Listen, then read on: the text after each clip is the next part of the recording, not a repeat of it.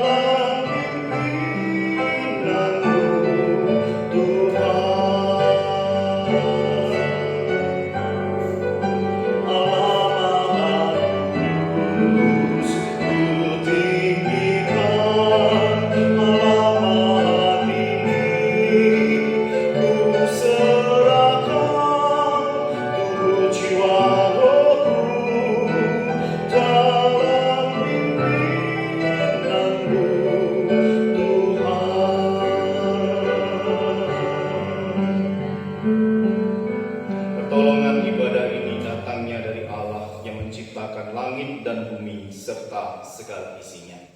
Kasih karunia dan damai sejahtera dari Allah Tritunggal menyertai kita sekalian.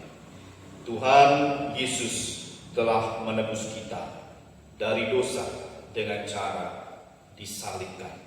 Semua dilakukan demi kasih-Nya bagi kita. Tercurahlah darah Kristus.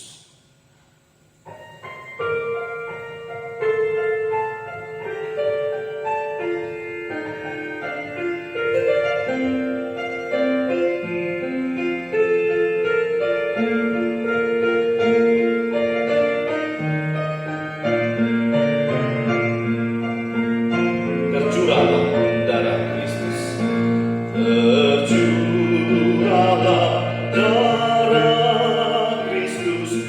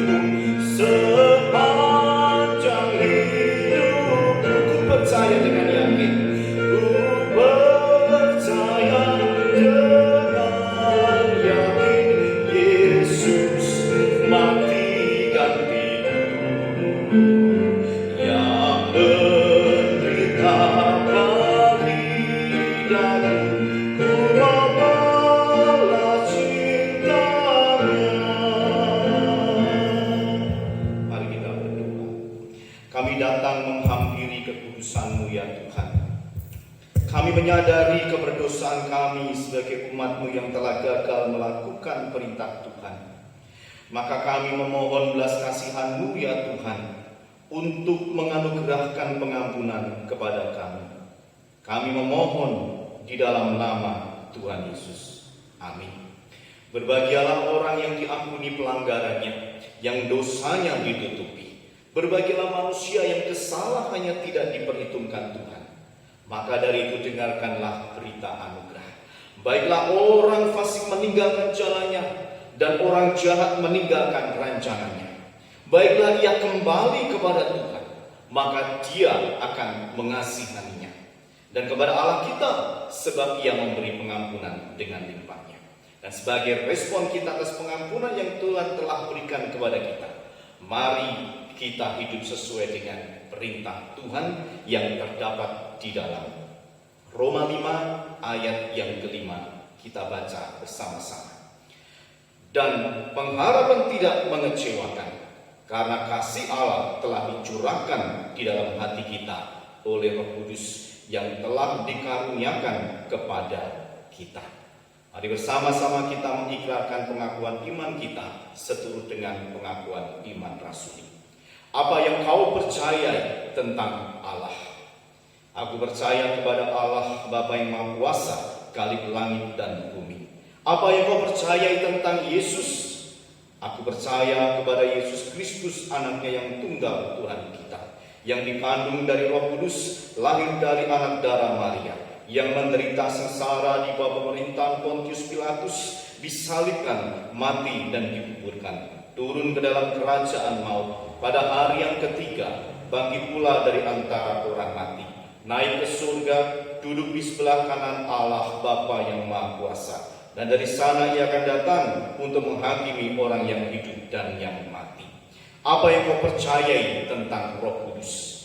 Aku percaya kepada Roh Kudus, gereja yang kudus dan am, persekutuan orang kudus, pengampunan dosa, kebangkitan tubuh, dan hidup yang kekal. Amin. Saudara yang kasih oleh Tuhan, kasih Tuhan itu sungguh luar biasa. Tidak pernah lekang oleh waktu. Di musim apapun, kasihnya itu tetap mengalir. Bahkan mengalir seperti sungai yang tidak pernah kering. Kasihnya seperti sungai.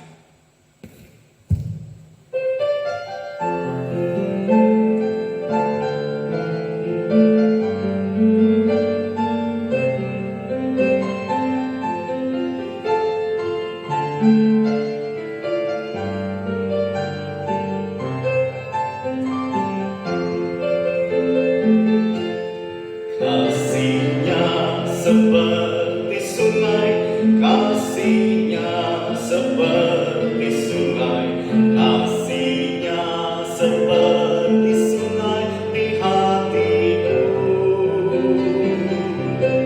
mengalir di waktu hujan, mengalir di waktu panas. Kasihnya seperti sungai di hatiku, damainya seperti sungai, damainya seperti sungai, damainya seperti sungai, damainya seperti sungai di hatiku, mengalir di waktu hujan, mengalir di waktu panas. Damainya seperti sungai di hatiku, kasihnya seperti sungai, kasihnya seperti sungai, kasihnya seperti sungai di hatiku, dan mengalir di waktu hujan, mengalir di waktu hujan, mengalir di waktu panas. Kasihnya seperti sungai di hatiku. Mari kita berdoa untuk bersama-sama belajar firman Tuhan. Tuhan, karuniakanlah kepada kami pikiran yang mampu mengerti perkataan Tuhan, hati yang mau tunduk untuk melakukan perkataan Tuhan. Dalam nama Tuhan Yesus kami berdoa. Amin. Saudara, pada pagi hari ini kita membahas satu tema pengharapan yang tidak mengecewakan. Didasari Roma 5 ayat 5 sampai yang ke-8. Saudara, dikasih oleh Tuhan, banyak orang tidak dapat menerima keadaan yang tidak menyenangkan di dalam hidup mereka. Kenyataan yang berbeda dengan harapan membuat orang bisa menjadi kecewa, mungkin dia mengomel, mungkin dia memberontak, atau bahkan menyalahkan Tuhan atas apa yang sedang dia alami. Tetapi saudara, tidaklah demikian bagi orang-orang percaya seperti kita ini. Dalam menghadapi situasi yang tidak menyenangkan, tidak seharusnya kita menyikapi dengan kekecewaan. Tetapi kita melihat bahwa permasalahan yang ada itu sebagai cara yang Tuhan pakai untuk membuat kita semakin memiliki pengharapan kepada Tuhan. Saudara yang dikasihi oleh Tuhan, Paulus menasihatkan kepada jemaat di kota Roma mengenai suatu pengharapan kepada Tuhan yang tidak pernah mengecewakan. Apa yang melatar belakangi Paulus mengatakan hal ini, saudara?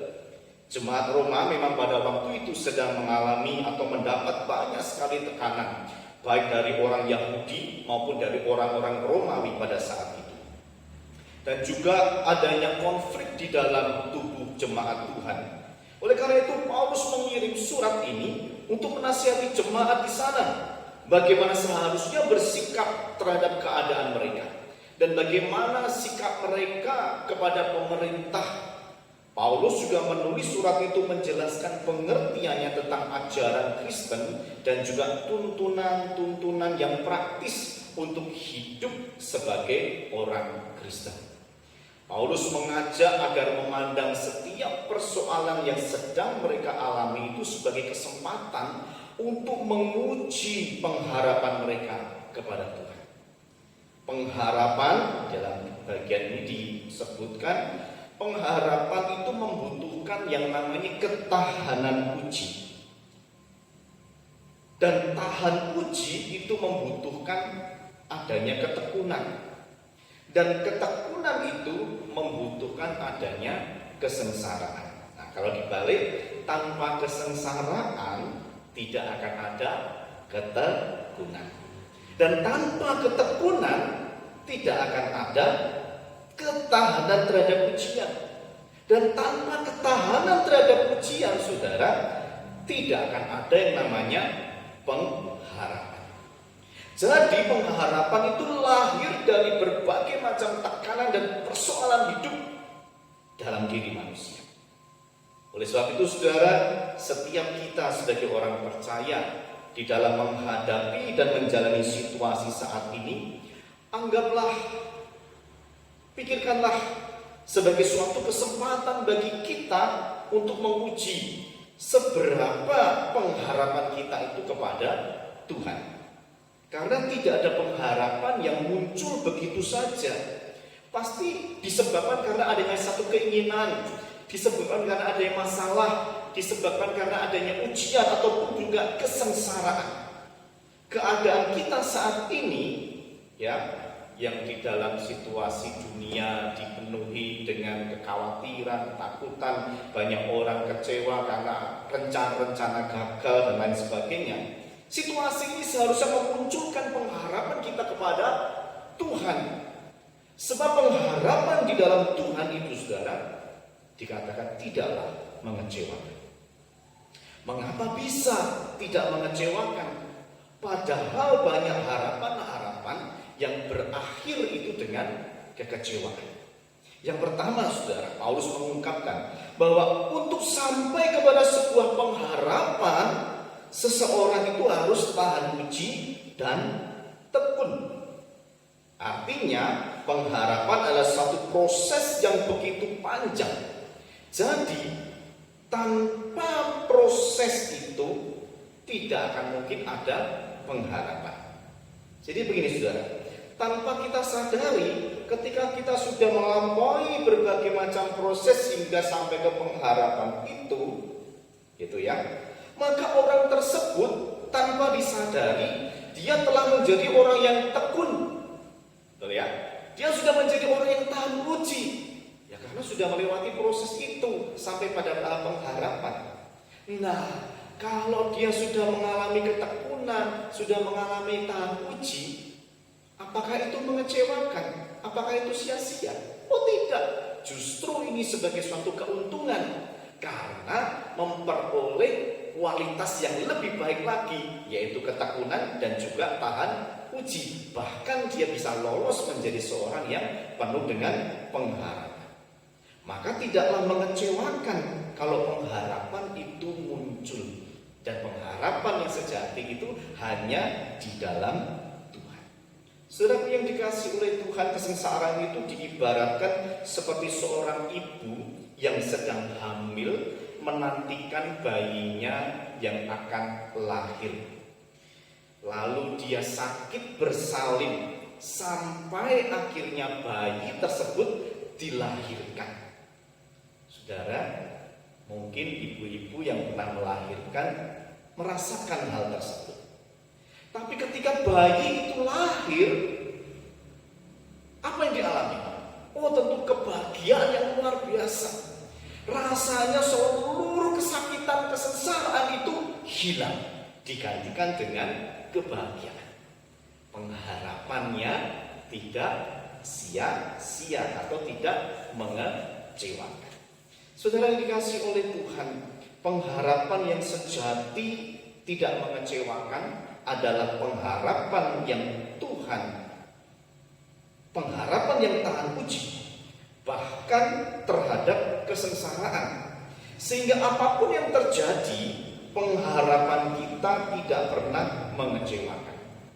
Dan pengharapan yang sejati itu hanya ada di dalam Tuhan Yesus. Lalu yang kedua, Paulus mengungkapkan bahwa waktu kita masih lemah, Kristus telah mati untuk kita orang-orang durhaka. Kalau kita yang di mata Tuhan ini dianggap durhaka, tetapi masih dibela oleh Tuhan, bahkan dengan cara menyerahkan putranya untuk mati demi menyelesaikan persoalan hidup kita, Bapak Ibu Saudara, maka tidak ada perkara yang tidak dapat Tuhan selesaikan dalam hidup kita sebagai manusia. Tuhan telah menunjukkan kasih-Nya kepada kita melalui kematian Kristus. Itu untuk siapa? Demi kita, untuk kita. Artinya, keadaan hari ini pun dapat diselesaikan oleh Tuhan. Tuhan juga pasti sanggup memelihara hidup kita, mencukupkan apa yang kita perlukan, sekalipun keadaan sepertinya tidak memungkinkan. Tapi ingat, tiada yang mustahil bagi Tuhan. Namun saudara, kita sadar bahwa seringkali ketika pergumulan terasa berat dan sepertinya tidak ada jalan keluar, kita mulai perhitungan dengan Tuhan.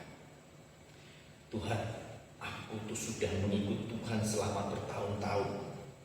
Aku sudah terlibat banyak dalam pelayanan. Aku banyak berkorban harta untuk membantu pekerjaan Tuhan.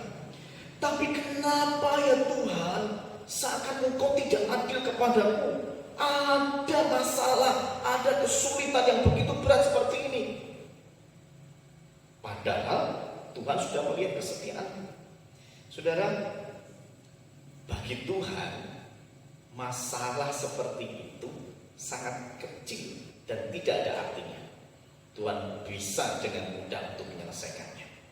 Tapi Tuhan mau adanya kesengsaraan itu membuat kita semakin percaya kepada Tuhan dan memiliki pengharapan di dalam Tuhan.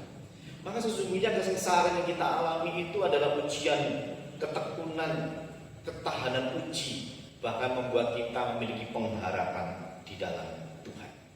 Saudara yang dikasihi oleh Tuhan, ingatlah bahwa rancangan Tuhan bagi kita adalah rancangan damai sejahtera. Apa yang kita alami hari ini pasti akan berakhir, pasti akan selesai dengan damai sejahtera. Amin.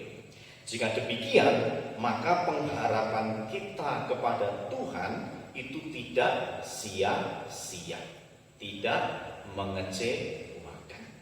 Pengharapan itu adalah sikap aktif terhadap masa depan. Maka itulah yang disebut dengan iman kepada Tuhan. Maka Paulus mengatakan, sebab itu kita yang dibenarkan karena iman, kita hidup dalam damai sejahtera dengan Allah oleh karena Tuhan kita Yesus Kristus. Oleh Dia kita juga beroleh jalan masuk oleh iman kepada kasih karunia ini. Di dalam kasih karunia ini kita berdiri, kita bermegah dalam pengharapan akan menerima kemuliaan Allah. Beriman kepada Tuhan itu berarti memiliki pengharapan kepada Tuhan di dalam segala sesuatu, di dalam segala keadaan. Untuk itu kita harus menjalani hidup beriman kepada Tuhan dengan tekun, dengan tahan uji, dengan segala pengharapan kita di dalam kesengsaraan tentunya. Karena tidak mungkin ada pengharapan tanpa ada kesengsaraan. Saudara, saya mengajak Bapak Ibu Saudara sekalian untuk memiliki pengharapan di dalam Tuhan di tengah situasi Indonesia hari ini, di tengah situasi pekerjaan kita yang mungkin mengalami kesulitan karena situasi yang terjadi di Indonesia, khususnya di Kota Malang ini. Nah, saudara, dalam kondisi inilah mari kita tetap berharap kepada Tuhan, Sang Pengharapan kita.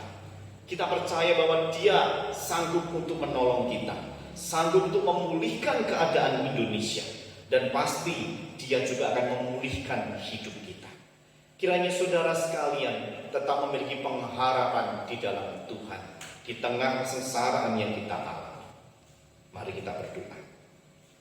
Tuhan, tolong kami untuk tetap memiliki pengharapan di tengah persoalan kehidupan yang melanda Indonesia. Sekalipun kami tidak tahu sampai kapan keadaan ini berakhir, namun biarlah hidup kami tetap kami pasrahkan kepada Tuhan. Tuhanlah sumber pengharapan kami. Kami yakin bahwa pengharapan di dalam Tuhan tidak pernah mengecewakan.